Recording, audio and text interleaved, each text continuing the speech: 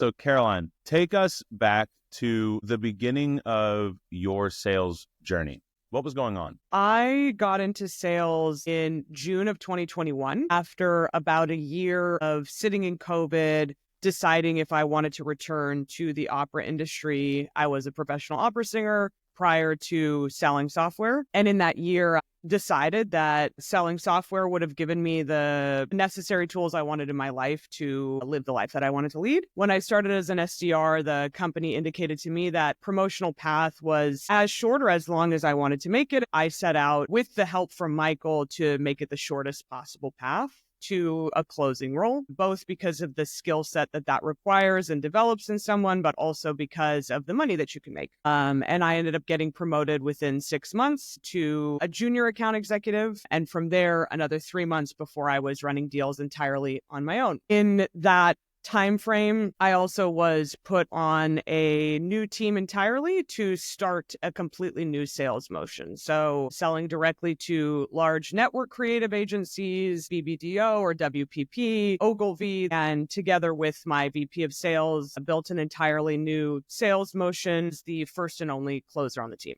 During that time, I also closed the largest deal in the company's history. I sold multiple six-figure deals. Yeah. I just need a little coffee.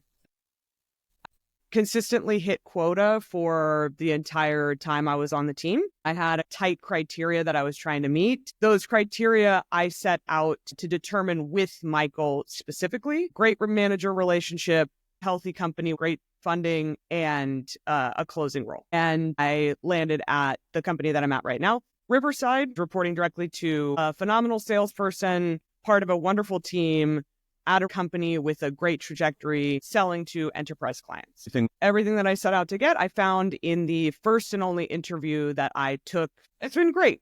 I've really grown as a salesperson. Shout out to Riverside because we are recording on you. What was particularly helpful about our work together in helping you accelerate at the speed with which you have? Michael's focus on discovery was the best accelerant for the development that I saw. He broke down discovery in very simple terms, working within MedPick and getting to answers a lot faster. That discovery framework that he gave me, I still use today and works extremely well in getting me to the clearest possible qualification before moving into the next steps. These questions help me uncover the pain that the prospect is experiencing, from which I can help co-create the story that this person is going to be writing to bring to their manager, or this person is going to be writing to bring to their team to invite them to the demo. This has been a game-changing level of clarity. The prospect doesn't feel like they're a part of a sales conversation because we're just having a conversation. It doesn't feel scripted. It doesn't feel canned. It feels like a genuine conversation about a very legitimate problem that they're facing. Michael's focus on just building a relationship with this person has drastically changed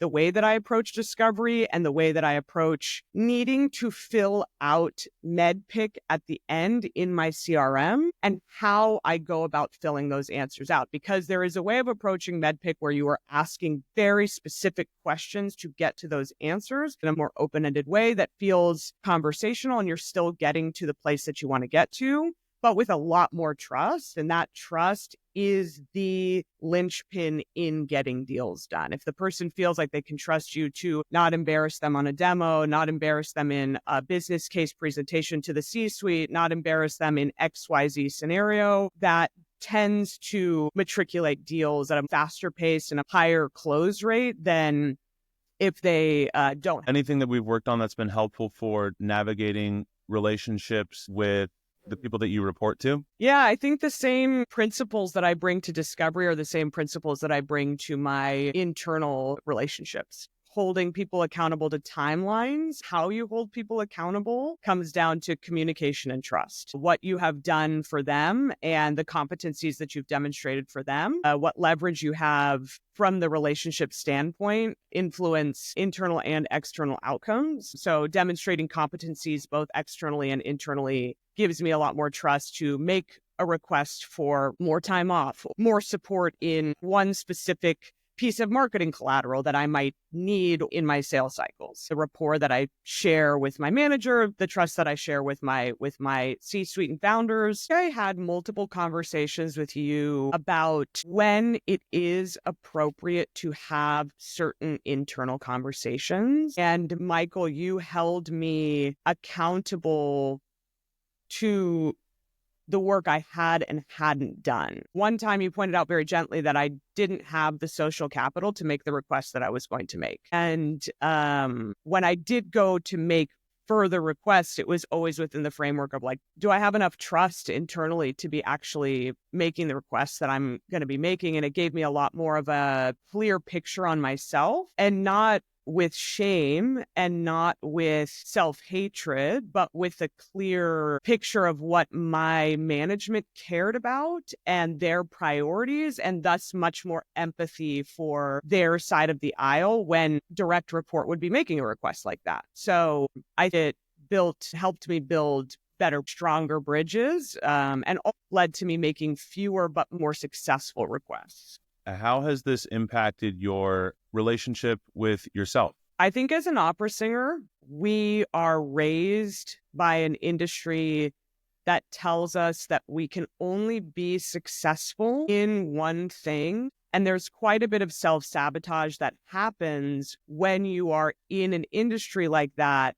refusing to pursue outside interests because you're raised to believe that it will pull focus from your core mission. So going into sales, I was not convinced that I would be successful or capable or competent in anything other than what I had dedicated my life to for the last 10 years. In working with Michael, I had to confront that was just a story, and a really negative story, and something that held me back from success and fulfillment and joy in other areas of my life. And since then, I have felt much more confident pursuing hobbies. I started dancing for fun, something that I never would have done. I let dreams or wishes sort of die on the sidelines. I actually ended up going back to singing, something that was very scary to me and has been a source of joy and fulfillment and esteem. I felt much more confident in approaching my life, setting goals and accomplishing them from a place of abundance and endless opportunity, and not from a place of compromise or sacrifice or punishment.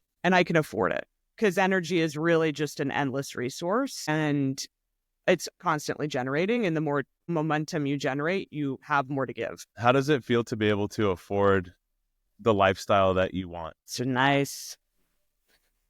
It's really nice. It's really nice. And that was another story that I think I had to confront, that I didn't deserve stability. Being able to live on my own in New York, furnish my apartment the way that I want, being able to take myself on vacations, being able to afford gym memberships or dance studio memberships or voice lessons or functional medicine or anything that interests me, personal training, has brought more layers and fulfillment to my life. You've emphasized identifying and reframing of stories. Can you share a little bit more about what we worked on there and its impact for you professionally and personally? Michael was the first person that I encountered that pointed out that not everything that we say to ourselves is true, and not everything that we say to ourselves is a story that you should keep in your life. That may be something that someone told you out of complete scarcity in their own personal story. You learned it out of fear, a desire to be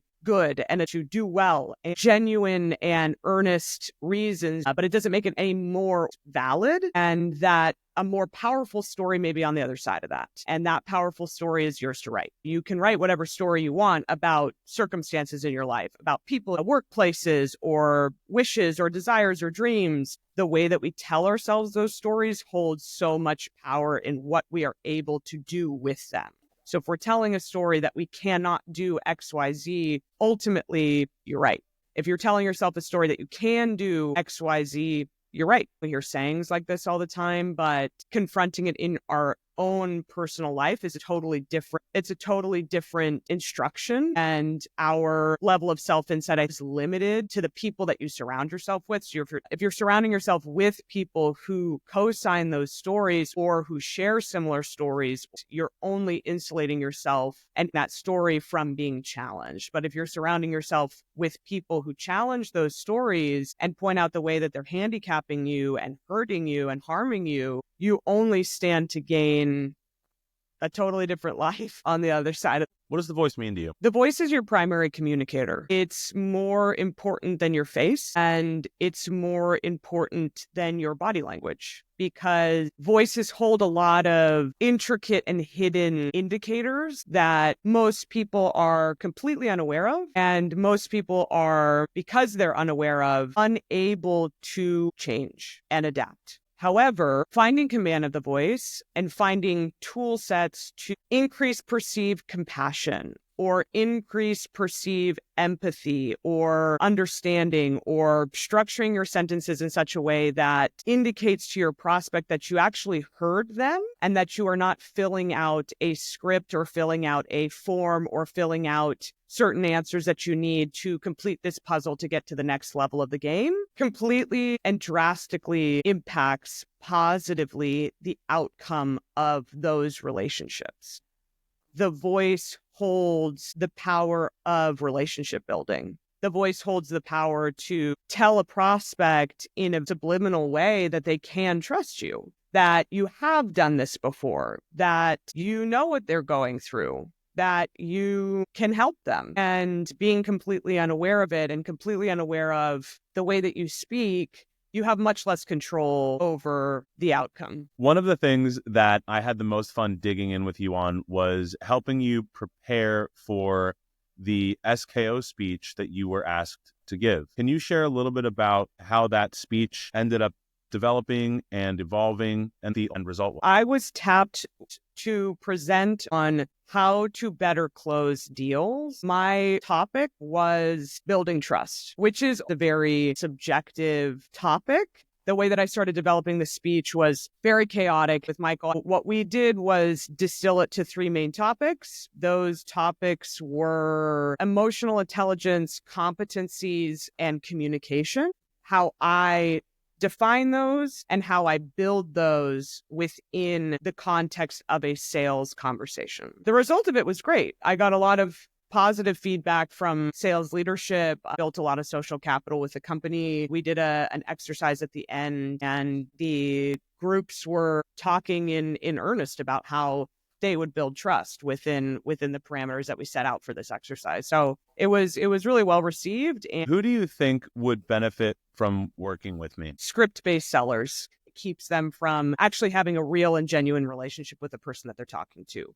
People lose sight of the fact that this sales cycle is important, but this person, that relationship is actually much more important than the actual sales cycle, because people who have bought from you or bought your solution in the past are much more likely to buy your solution at their next organization. Relationships are one of the most important things in a sales cycle. So people that are relying on scripts oftentimes are putting a distance between them and the buyer. Do you have industry knowledge? Yes. And you have a wealth of knowledge in a totally different school of learning and a school of communication. You have the skill set to impact immediate change in a session and long-lasting changes in people's approach to sales. Michael lives at a really interesting intersection of skills. Very successful run as an account executive, and you had a very successful run as an opera singer and as a theater performer. So you're speaking from